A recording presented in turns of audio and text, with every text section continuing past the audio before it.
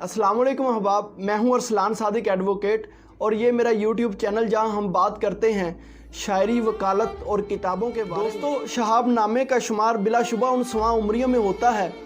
जिनके बगैर पाकिस्तान की तारीख का मुताला अधूरा है। शहाब साहब ने इंतहाई ईमानदारी और दयानतदारी से अपने तमाम हालातों वाक़यात को जिस सादगी से सुपुर्दे कलम किया है,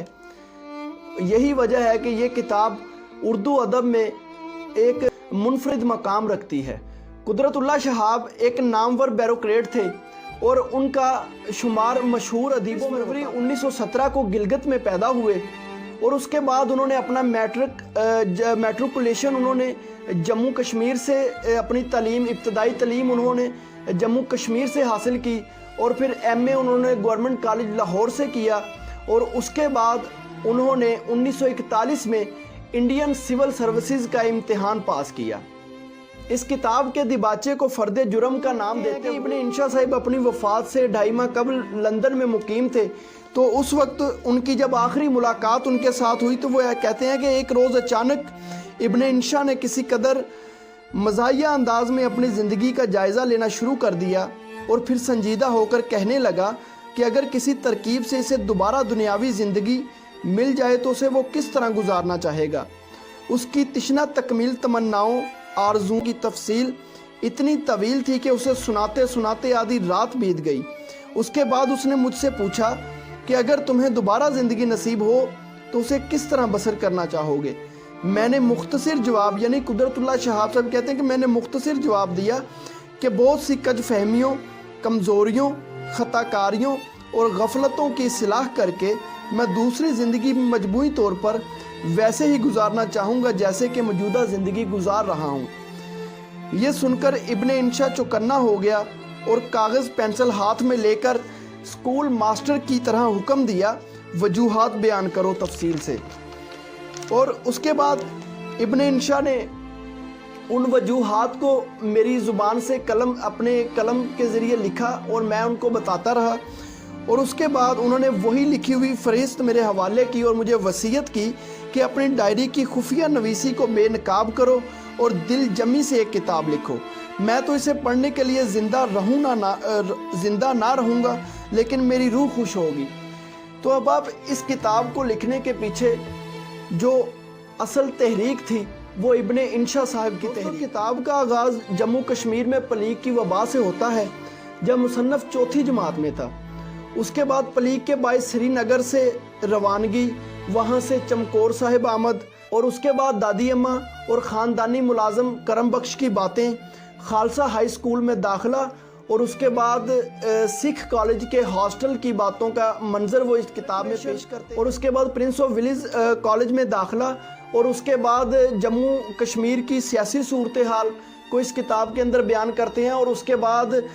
महाराजा हरी सिंह ने उनको एक दफ़ा चाय पे दावत दी थी, उसका वाक़या भी वो इसी किताब में कलमबंद करते हैं। और फिर गवर्नमेंट कॉलेज लाहौर में जो उन्होंने अयाम का जिक्र किया जिससे मुतासिर हो के उन्होंने अपना पहला अफसाना लिखा, जिसका पहला फ़िक्रा था कि मुझे चंद्रवती से मोहब्बत हुई, उसे मरे हुए तीसरा रोज़। कॉलेज के बाद ICS में दाखिला, इम्तिहान में कामयाबी, फिर उसके बाद पंज पीर से उनका जो अनोखा रिश्ता कायम हुआ उसके बारे में, फिर ICS और ईस्ट इंडिया कंपनी की तारीख़ को उन्होंने बड़ी ही गहराई से यहाँ पे बयान किया और फिर भागलपुर के कुछ फसादात हुए थे उनकी रुदात भी उन्होंने इस किताब में बयान की और इसके बाद उन्होंने फसादात का आंखों देखा, जमालुद्दीन आली से मुलाकात का जिक्र और आखिर में उन्होंने अपने अफसाने या खुदा के बारे में भी इस किताब यानी कि शहाब नामा में उन्होंने जिक्र। दरअसल ये किताब सरबराहों की कज रवैयों, सियासत की हेरा फेरियों और नौकरशाही की जी हजूरियों, ब्यूरोक्रेट्स की मनमानियों और इंतज़ामिया की धांधलियों और मुआशरे की बेहिसी की एक बेलाग किस्म की दास्तान है। फिर इसके अलावा जो कुदरतुल्लाह शहाब ने इसके अंदर मस्जिद अक्सा में जो अयाम यानी कि एक रात उन्होंने मस्जिद अक्सा में गुजारी थी और उसके बाद उनके कुछ अपने रूहानी किस्म के तजर्बात उन्होंने इस किताब में बड़े खूबसूरत तरीके से कलमबंद किए हैं और फिर अपने जो कल्ब व नज़र के मुशाहिदात को उन्होंने बयान किया है और फिर اس کے علاوہ تزکیہ نفس کے معاملات کو بھی انہوں نے بڑا کھول کر اس کتاب میں بیان کیا۔ کتاب کے آخر میں انہوں نے پاکستان کے بارے میں اپنے چند اندازے بیان کیے، چند باتیں اور اپنی چند پیشین گوئیاں انہوں نے پیش کی، اور پھر آخر میں دین اسلام کی فیض و برکات جو ان کو حاصل ہوئی وہ جب انہوں نے اس کتاب کے اندر شامل کی، جس کی وجہ جس چیز نے اس کتاب کو ایک نئی جہت نے 24 جولائی 1986 کو اسلام آباد میں وفات پائی، اور پھر اسلام آباد کے سیکٹر H8 میں ان کو H8 کے قبرستان میں ان کو سپرد خاک کیا گیا۔ اب آپ کتاب کے بارے میں اگر بات کی جائے تو اگر پاکستان کی تاریخ کے مطالعے کے لحاظ سے میرا نہیں خیال کہ پاکستان کی تاریخ اس کے بعد یا اس کے بغیر مکمل ہو سکتی ہے۔ انہوں نے اپنے بیوروکریٹس کے یعنی کہ بیوروکریسی کے دور کے بہت سارے واقعات کو اس کے اندر قلم بند کیا، کن کن وزیروں کے ساتھ وہ سیکٹری رہے، اور ان ساری چیزوں کو انہوں نے بڑی خوبصورتی سے قلم بند کیا ہے۔ تو اس لیے میری سب دوستوں سے گزارش ہے کہ اس کتاب کو لازمی خریدیں اور لازمی پڑھیں۔ میں نے یہ کتاب کارنر بک شو روم جہلم سے حاصل کی تھی، تقریباً 1400 روپے کی مجھے یہ ملی تھی تب۔ ابھی بھی اگر آپ کو چاہیے تو آپ کو وہ ویب سائٹ ہے کارنر بک شو روم جہلم، لکھیں گے تو گوگل وغیرہ پہ تو آتے ہیں۔ اب آپ انشاءاللہ اگلی کتاب کے ساتھ اگلی دفعہ حاضر ہوں گے، تب تک کے لیے السلام علیکم۔